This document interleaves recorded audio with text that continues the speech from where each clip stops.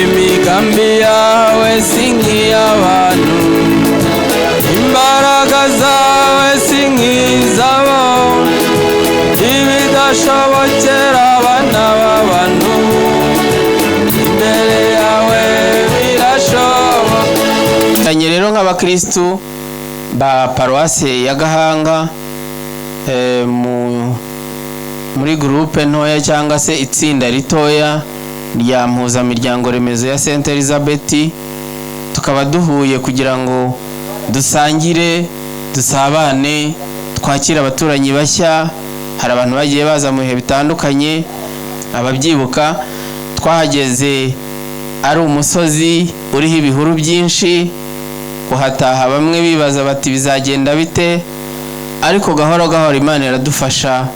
None umusozi wacu ni umusozi ubereye kuwuturaho, buri wese yahageze yifuza kuhaguma, ndetse n'abashyitsi badusura baba bibaza bati ntitwari tuzi ko hari ahantu heza nk'aha mu Rwanda. Rwose uyu musozi mwawukomeye amashyi, tugashimira Imana yawuduhurijeho.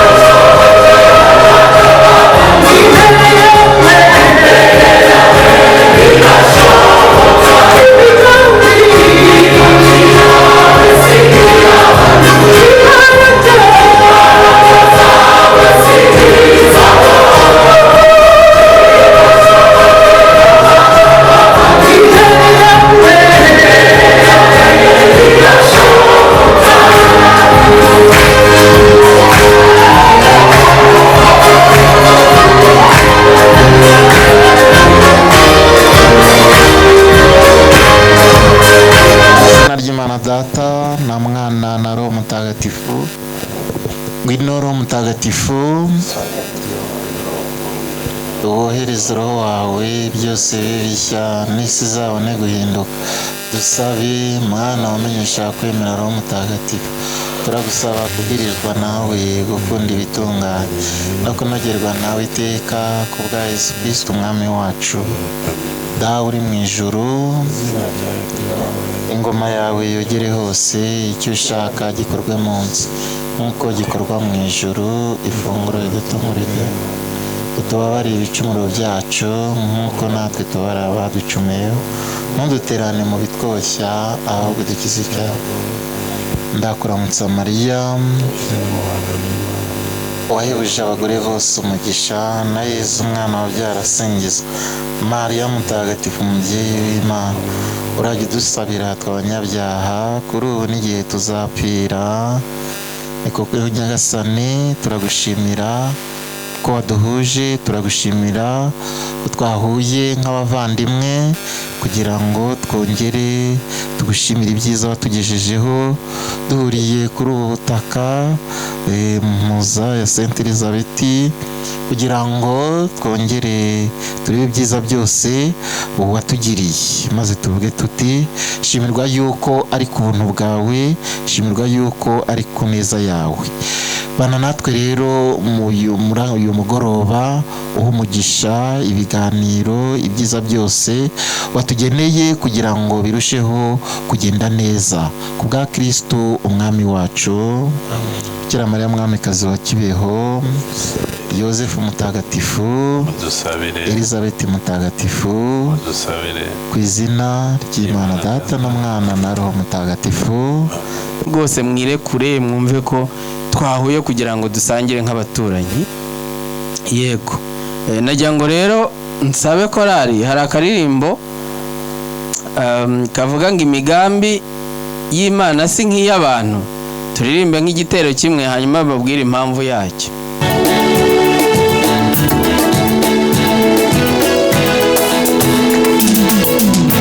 Kuzomana ya Abrahamu, ubw'imirimo myiza wakoze, wanyeretse kera yuko unkunda, none uyu munsi urabinyeretse. Imigambi yawe si nk'iy'abantu.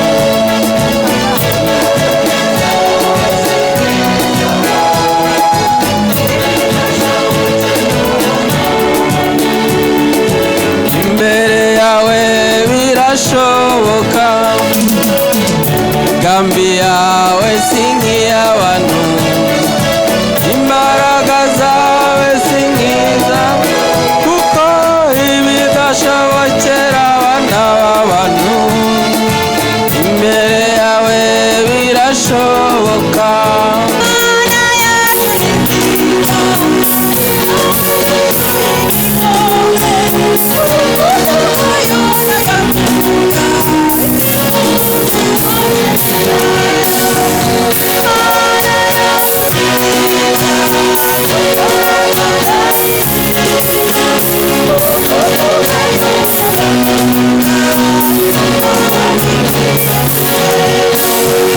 Gira plani, ariko Imana nyir'ubuzima hari igihe turebera ikidukwiye kurushaho, kuko iyi korari kuva yavuka kugeza amagingo yaradufashije cyane cyane cyane. Tuyongera amashyi. Abitabye Imana murabyibuka mu bihe bitandukanye twagiye tubura abantu ikadufasha, abagize ubukwe, abagize ibirori, abakristo benshi bo mu miryango remezo uko ari 4 nibo bagize iyi korari, hejuru ya 80% niba ntibeshye. Murumva rero ko bwabaye n'uburyo bwo kugira ngo iduhuze, dusangire isengesho mu ndirimbo, kandi nguririmbye neza abasenze kabiri. Dukomeza kubyibazaho n'igihe twahuraga kose mu muryango remezo, tugira n'igihe cyo kuvuga ngo Yezu yigeraga abaza bagenzi be intumwa z'ubwo, akazibwira ati ese abantu bavuga ko ndinde? Bakagenda bamubwira, noneho bakababwira ati mwebweho muvuga ko ndinde, sibyo? Icyo kibazo turakibuka, ni muri Matayo 16 ndakeka. Aza no kugira igihe arababwira ati ubundi si ngombwa ko mubona data, iyo mwabonye muba mwabonye na data. Filipo ati twereke so biraba bihagije, siko yamusubije? Yezu yamusubije ati, yavuze Filipo, igihe cyose tumaranye ukabutanze. Ubwo rero natwe twaribajije tuti rero niba twaravuze ngo twisunze uruhanga rutagatifu rwa Yezu, iryo zina ubwaryo riraremere. Noneho turibaza tuti ubwo twarihisemo rimwe mu muryango remezo tubyibazaho, turavuga tuti ubundi wowe iyo urebye uruhanga rutagatifu rwa Yezu ubonamo iki cyangwa ubona nde? Hagiye hazamo ibisubizo, ndashaka kuvuga 7 muri byo, sibyo? Hari abavuze bati iyo mbonye uruhanga rutagatifu rwa Yezu mbonamo ishavu, mbonamo impuhwe, mbonamo kwiyoroshya, mbonamo ubuhanga, mbonamo ibyishimo, mbonamo intsinzi, ndetse nkabonamo n'ikuzo. Abapadiri ubwo nabo bari buze kubitubwira niba bihuje na teoloji, ariko niko twe twabibona. Noneho tuza kubazanya tuti ariko ntabwo ngiye mbyibuka, ariko abo twari kumwe barabyibuka. Nko mu ababonye ko ari ishavu, twabonye uruhanga rutagatifu rwa Yezu, turubonamo ishavu gute? Hari uwaba ubyibuka? Reka mbaze. Urakoze. Kristo Yezu akuzwe. Kristo Yezu akuzwe. Ishavu ubundi uko tubyumva, uko turaha twese, ni ijambo ritakabaye ryiza, ribabaza umutima. Ariko nk'uko Claude bivuze, twasanze ko nkanjye iyo ndebye ishavu, iyo ndebye mu ruhanga rwa Yezu, mbonamo agahinda aterwa n'ishavu ry'uko abo yaje gucungura badahinduka. Abakristo rimwe na rimwe ari nabo bagusha mu cyaha abandi, yitwa ko badasenga. Iryo shavu mubonamo rituma musomamo uburyo ngomba kubabazwa n'icyaha nakoze, kikantera ipfunwe, kikaba cyambuza amahoro kugeza igihe nkicuza. Imvugo zeze ni nyinshi, nta birenze, ntacyo bimbwiye ejo. Nk'ijambo nta birenze rituma twiha amahoro, ndetse mu cyitwa icyaha tukiha amahoro. Bavandimwe nkunda rero, mu cyo mbasabe twibuke penitensiya yongera kutwunga n'Imana. Kristo Yezu akuzwe. Uyu mugabo nta kuyamashyira. Arakoze cyane. Ubwo nuko twe tubona ishavu mu ruhanga rwa Yezu, turamubabaza ariko ntiduhinduke. Ubwo sinabisubiramo, yabivuze neza. Hari n'igihe ariko twamubonagamo impuhwe, umwe yaza akamfasha, uburyo twazibonaga mu ruhanga rwe rutagatifu, multicolor. Kristo Yezu akuzwe. Uruhanga rutagatifu rwa Yezu, iyo ndurebye ntubonamo impuhwe nyinshi. Iyo witegereje indoro ye, ubona Yezu akureba, waba uri ibumoso, wajya iburyo, wajya imbere cyangwa inyuma, usanga ijisho rye rigukurikiye. Ariko ijisho rigukurikira risa n'irikurebana igitsure nk'umunyabyaha, ukikanga, ariko ukongera ukaribonamo impuhwe nyinshi. Mbonamo rero impuhwe nyinshi za zindi zimpamagarira kumwegera, nkamubonamo umugabo wakira abantu bose, witegura kwakira uwo ari we wese uko ari kose. Ari nayo mpamvu mu gitambo cy'Ukaristiya iyo murebye mbona yuko kumwegera bimpa amahoro, kandi bigatuma numva ndushijeho kumva ntuje kandi ntekanye. Rero kuko Kristo twakira twese, icyo umuntu yigiramo ni ukugira ngo nawe arusheho kugira impuhwe. Nigiramo kumva nagira impuhwe uwo ari we wese, kuko nanjye ndi umunyantege nkeya kandi nkaba umunyabyaha.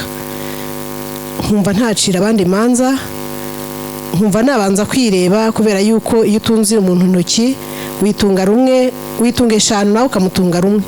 Numva rero igihe cyose ntaca imanza, ahubwo narushaho kwireba kugira ngo nanjye mbashe kubabarira.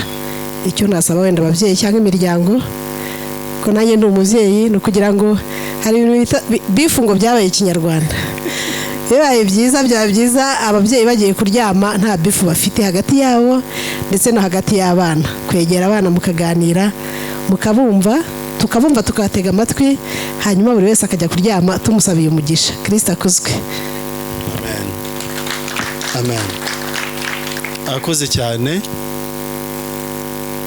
Twaje no kurubonamo ukwiyoroshya, uruhanga rwa Yezu harimo kwiyoroshya kwinshi. Ninde wanyibutsa ibyo twabivuzeho? Modeste, murakoze. Kristo Yezu akuzwe.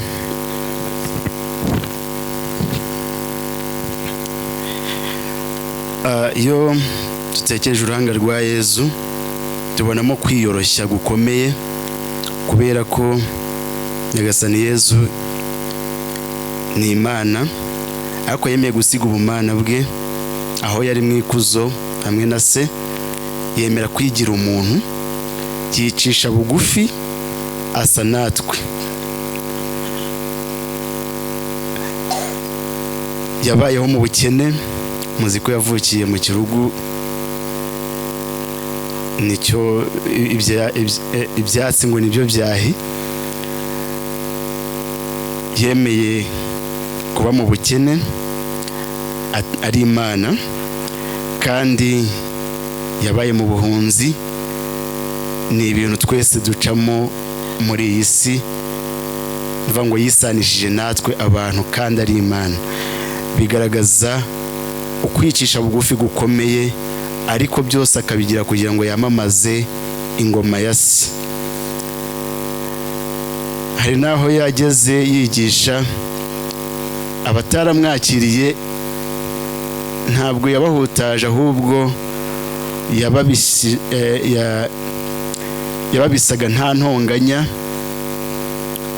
Bigaragaza ko nubwo yari Imana ariko ntabwo yigeze akanga abantu kugira ngo bumve ibyo ababwira.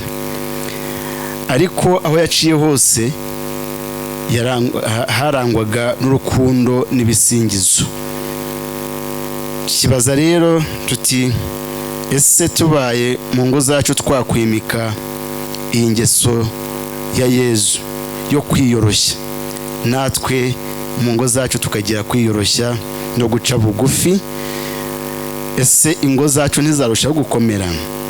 Ukwiyoroshya kujyana no kumenya gutega amatwi, tukamenya ko tugomba gutegana amatwi mu ngo zacu ndetse no kuri bagenzi bacu, kureba akababaro ka mugenzi wawe no guhaguruka ugatera intambwe utanga ubufasha kuruta uko wowe wabukorerwa. Kristo Yezu akuzwe. Arakoze cyane, arakoze cyane. Ukwiyoroshya twaje no kubonamo ubuhanga. Yezu yari umuhanga, ubwo umwe mu bo twari kumwe nawe yanyibutsa icyo twabibonyeho.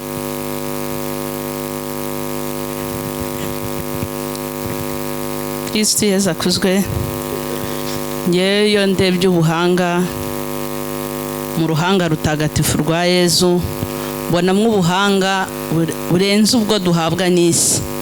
Hari ubwo dukura mu mashuri, hari ubwo dukura mu miryango, ariko uruhanga rutagatifu, ubuhanga turubonamo, tubona rurenze ibyo byose. Hari igihe usanga ubwo buhanga tutabubona mu bize amashuri arenze, ariko iyo urangamiye uruhanga rutagatifu rwa Yezu, ubuhanga bwawe buruta ibyo byose. Kristo akuzwe. Tunejejwe cyane na Nyagasani kuri uyu mugoroba mwiza yaduhaye wo kongera guhura ngo dusabane nk'abaturanyi, ariko cyane cyane nk'abakristo dusangiye ukwemera. Mu by'ukuri ni ubuntu bukomeye. Uyu munsi turishimira imyaka 8 tumaze tuvutse.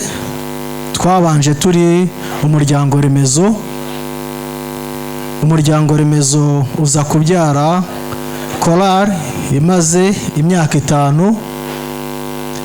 Nyuma y'imyaka 5 havutse imiryango remezo imaze imyaka 4, kuko ubwo butumwa twabuherewe n'ubundi muri runo rugo. duhabwa ubutumwa bwo kuyobora impuzamiryango remezo, n'abandi bahabwa ubutumwa bw'imiryango remezo mitoya.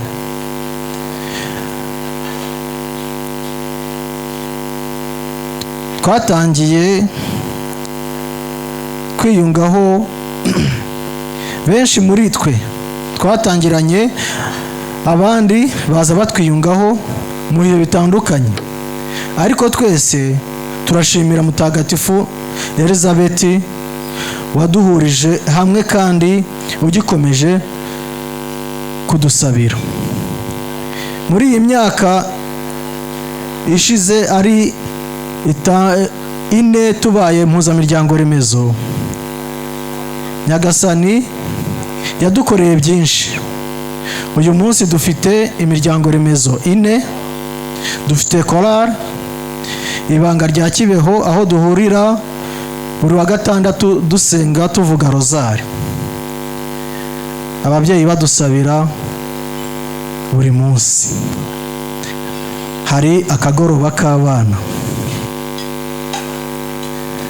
Turashimira paruwase yacu ya Gahanga n'abapadiri bacu badahwema kutwitaho, batugaburira ku mubiri no kuri roho. Uyu mugoroba rero ni uwo gushimira Imana ku bw'impano zose yaduhaye, no gushimira buri wese wigomwe akaza ngo dusangire, dusabane, dusingize Nyagasani waduhuje kuri uyu musozi akadukomeza mu bumwe bwa Kristo. By'umwihariko tunejejwe no kwakira abakristu bashya baje kwifatanya natwe. Amashyi menshi ku bakristo bashya, abantu bose bimukiye hano bose turabishimiye cyane. Tubahaye ikaze kandi tubashishikariza kwitabira ubuzima bw'umuryango remezo no gukomeza kwifatanya n'umuryango wa paruwase yacu ya Gahanga, kuko ni paruwase ngari igizwe n'uyu muryango mugari w'iyi mpuza, ifite izindi mpuza ziyigize, ariko ni karibu muri paruwase ya Gahanga. Imana ihe umugisha Mutagatifu Saint Elizabeth, ihe umugisha paruwase yacu ya Gahanga, kandi ihe umugisha twese abana bayo. Murakoze cyane, mugire umugoroba mwiza. Muri aka kanya rero, kugira ngo tutaza kurambirana, nasaba padiri wacu, padiri mukuru, akaza nawe akagira icyo atugezaho mu ijambo rye ryiza dutegeye amatwi kandi twese twumva riza kutugirira akamaro. Joseph wakomeje kutuyobora neza. Ndashimira umuyobozi wa mpuzamuryango remezo Saint Elizabeth. Hano ndi kumwe na Padiri Gonzalve ahaguruka abasuhuza. Padiri Gonzalve, tukaba turi kumwe na Faratiri Jean Baptiste, nawe ahaguruke abasuhuze. Jean Baptiste ni umufaratiri wa paruwasi yacu, ari mu biruhuko by'abafaratiri n'ubundi hano muri paruwasi ya Gahanga, kimwe n'uko abandi bafaratiri bagiye bari mu paruwase atandukanye mbere y'uko basubira mu masomo mu Nyakibanda. Mu minsi iri imbere, mu myaka nk'ibiri, muzumva ari kudutumira agiye guhabwa ubusaserdoti. Ndagira ngo rero nshimire Imana cyane kubera ko uyu mugoroba ntabwo usanzwe, aho nari nicaranye n'uriya mubyeyi twigize kuba tuganira tuvuga duti ibi bikwiye kuba ngaruka mwaka kugira ngo abantu bahure, ariko nta nubwo ari biba byikoze. Yosefu yigize kubivuga, ni zangabire, muziko turi muri yubire ya Arkidiocese ya Kigali, ni zangabire za yubire. Muzamve muri rya sengesho tuvuga kunda kugaruka ku rugo ruba igicumbi cy'ukwemera mizero ya Kiliziya, urwo rugo rero ni rwa rundi rwazaga kwivuga ahangaha, ukabona umugabo yishimiye kwerekana uwo bashakanye, abana, noneho twese akaba ari twe dukora umuryango remezo. Umuryango remezo umwe yegeranyije kabyara mpuza nk'iyi ngiyi ya Sainte Elizabeth. Ndabashimira rero ko muri urugero rw'ibishoboka umuryango remezo ushobora gukora. Igihe mwari murimo mwerekana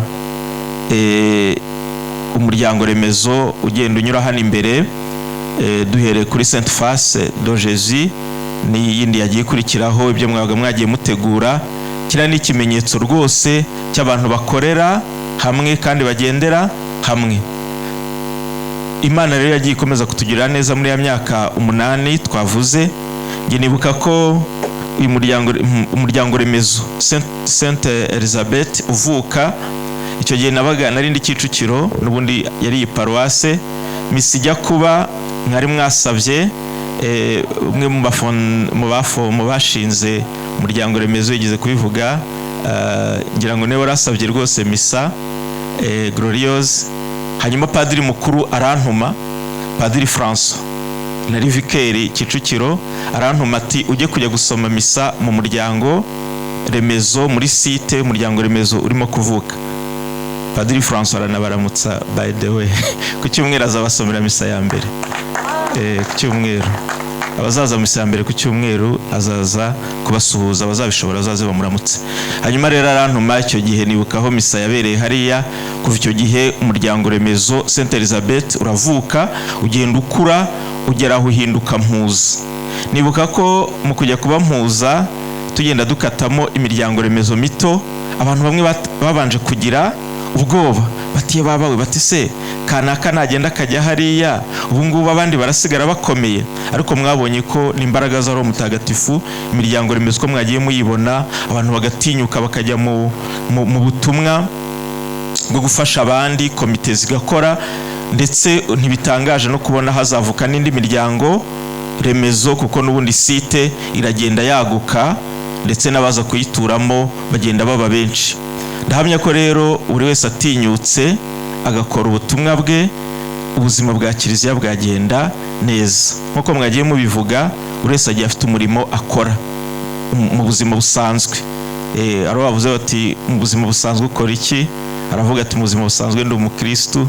Bari bicaye inyuma yanjye batuse guhera kwa mbere kugera ku cyumweru uri mu kiliziya. Nibyo bavugaga, ntago mbavuyemo, ariko bavugaga ko gusa ntago kuba umukristo bikuraho n'izindi nshingano, cyangwa se ubwo buzima busanzwe umuntu abamo, akazi, ntago byakubuza kuba umukristo no kwitangira abandi. Muri ka kanya gatoya mubona nibwo habonekamo abakategiste, twagiye twumva abagabuzi b'ingoboka b'Ukaristiya.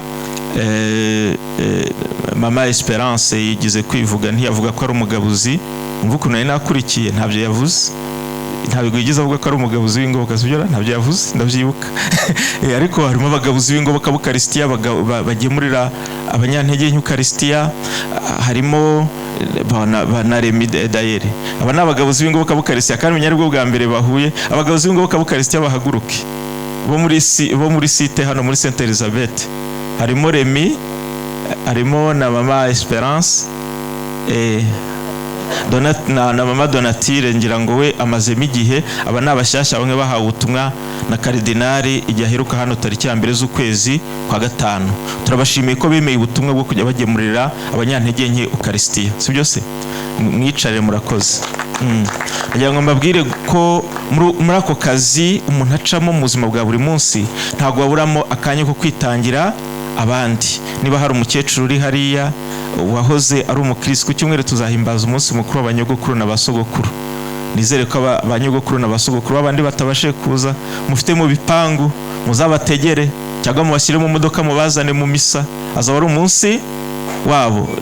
Tugendera kuri Ana na Yowakimu, tuzabakorera umunsi mukuru misa irangiye, twicare tuganire nabo. Twafatiye ku myaka 65 kuzamura hejuru, abazabishobora azaza n'ababyeyi babo. Ubwo rero navugaga ukuntu umuntu utuye uba muri ubu buzima busanzwe ashobora kwitangira abandi, kandi birashoboka. Ibyo rero byagiye biha paruwasi yacu kugenda itera imbere cyane ku buryo bwihuse, ku buryo mu myaka 5 urebye aho paruwasi Saint Joseph igeze harashimishije kandi biturutse kuri ubwo bwitange bw'abantu bigomwa kuri ka kanya gato yababona bakitangira kiliziya. Tugeze kuri byinshi. Joseph yarabivuze, tugiye gutangira uno mwaka nomination cyangwa se gushyira mu myanya abapadiri byatangiye byakozwe ejo bundi hashize.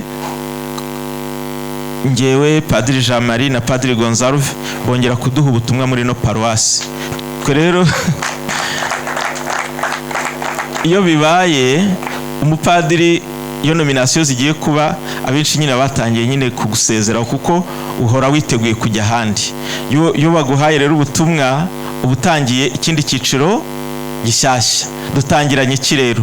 Nagira ngo mbasabe bavandimwe tumere nkaho dutangiye bushyashya, kandi koko nibyo. Ibyo twakoze byose byari imyiteguro. Musko turi muri gahunda yo kubaka kiliziya. Joseph yabivugaga, hari dodani igera hivamo abakristo tugenda twiyongera, twifuza kubaka kiliziya nini ibereye abakristo. Tuzajyanemo rero aho narindi ejo muri mpuza ya hano hirya muri Bwunyurugasa muturanye, twazirikanaga ijambo rya Bikira Mariya ngo ni musenge nta buryarya. Sibyo se? Ubuzima bwawe bwa gikristo bubemo nta buryarya. Niba wemeye ikintu ujyemo ugikore, niba ubona bishoboka ugikore n'umutima wawe wose. Joseph Mukanya avugaga ku bijyanye n'ituro rya kiliziya, akambabwire aka experience gato yanagiranye n'umuntu yambajije ukuntu batanga ituro rya kiliziya. Yari amaze igihe kirekire adatanga ituro rya kiliziya, aza kubona akazi. Noneho arambaza ati padi, ntago ari muri no paruwasi ya Gahanga ariko turaziranye. Ati ndashaka kuza Gahanga gutanga ituro rya kiliziya. Ati kandi umbwira ukuntu babara ituro. Mubwira nka biriya Joseph yavugaga, n'umuntu areba ukwezi kumwe akakugabanyamo inshuro 10, agafatamo 1/10 muri uko kwezi akagitanga. Arangije arambwira ati subwiye iyo mibare y'abagatolika nibwo ntago yarabimenyereye. Atubwiye iyo mibare niyo. Ntabwira nti rero ubishatse wajya unabikora buri kwezi, ariko kugira ngo bakorohereze ufata ukwezi kumwe. Nagira ngo hagati aho nshimira abakristo, njye mbibona amazina yabo turayabona. Hari abakristo hano buri kwezi aba yarakoze ku buryo kuri konte ye buri kwezi uhita ubona muri historique yaragiye atanga ituro rya kiliziya cyangwa se cya 10 cy'ituro rye. Biba ari byiza. Ikintu rero yambwiye nyuma, naramubwiye ibyo bintu uzabikorere muri paruwasi yawe. Aza kunyohereza message rero, anyohereza message ambwira ati padi, ati bya bintu nabirangije, ati nakoresheje telefone. Hari handiho iyo message ya Momo 1,76,000. 1,76,000. Bitangira amatsiko. Ese burya uhembwa 10,000,000? Kuko nahise nkuba nyine ntembwa 10,000,000 ku kwezi. Arambwira ati oya, ati natangiye ya mibare wambwiye, ati mbona ibituntu ndi kugenda mbika mpisha, navuga ko ubu Imana yo ntibireba. Ati nibwo mbikoze neza ntanga iyo 1,000,000. Hari benshi bakora nkuko, akabikora n'umutima we wose kandi akabikora nta buryarya. Ukavuga uti niba ari iryo turo reka nditange, niba ari uwo musanzu reka nkutange, igikorwa kirimo gukorwa ndakizi. Bavandimwe rero twinjiranemo muri ya gahunda yo kubaka kiliziya nshyashya. Uzajya ubikora, tubikoze neza no mu myaka 5 byaba birangiye. Sibyo Architecte Jean Paul na Madame we Claudine? Tubikoze neza mu myaka 5 kiliziya yaba irangiye pe. Barimo kubitubarira neza bari abubatsi bacu abakristo, ku buryo mu minsi iri imbere no mwaka, mu ntangiro z'umwaka tuzaba dufite igishushanyo kimanitse hariya n'uburyo umuntu yakwitanga n'amafaranga akenewe. Hari uwahita avuga ati ntanze ibi ngibi birarangiye, ntanze ibi ngibi, kiliziya tukayubaka ikarangira. Nicyo ngicyo rero nagira ngo mbasabe mu ntangiriro y'ubu butumwa ko twakwinjiranamo mu kubaka kiliziya nshya ya paruwase Gahanga. Ibisigaye rero bavandimwe, ndabashimira uno mugoroba mwateguye. Dukomeze dusenge kandi dusenge nta buryarya. Ibyo dukora tubikore nta buryarya, byose bizagenda neza. Kohare Saint Elizabeth n'ubundi ngiye niyo natangiriyemo kuririmba, kugeza igihe ngire mu kiruhuko kizabukuru. Presidente yageze arambwira ngo ndasiba cyane, nuko ndimo ndiga ndi majwi kugira ngo nzagaruke. Meze neza ko cyanshimishije nuko harimo abajene n'abashyashya muzamo muri korali. Ni byiza cyane. Korali igomba guhora ifite abantu bashyashya bagira gute bayinjiramo kugira ngo itazasaza. Turabashimira rero ubutumwa mukora, biriya bituma ubuzima buhora buriho mu buzima bw'abakristu, kandi buri wese akagera aho yabarizwa. Mukomereze aho rero, n'abandi bafite ubutumwa butandukanye nk'uko nari nabivuze, Imana ikomeze ibaha izo mbaraga. Turabashimiye rero ko mwatwakiriye mugakora uyu muryango remezo wo guhurira hamwe. Mu gusoza dushimira urugo rwa famille Theoneste na Justine batwakiriye hano mu rugo rwabo. Ntabwo ari ubwa mbere, ahangaha nyine ni muri kiliziya ntoya y'ahangaha, twese duhuriramo twumva turisanzuye. Imana igikomeze ibaha umugisha, kandi na Theoneste nubwo adahari ndakeka ko muraza kumudushimirira ko twafashwe neza, kandi n'ubundi n'ikindi gihe tuzagaruka. Ubwo rero Imana ibaha umugisha, kandi dukomeze dutere imbere muri paruwasi yacu, ibyo dukora tubikore neza. Nyagasani azajye yoheremo umugisha. Murakoze.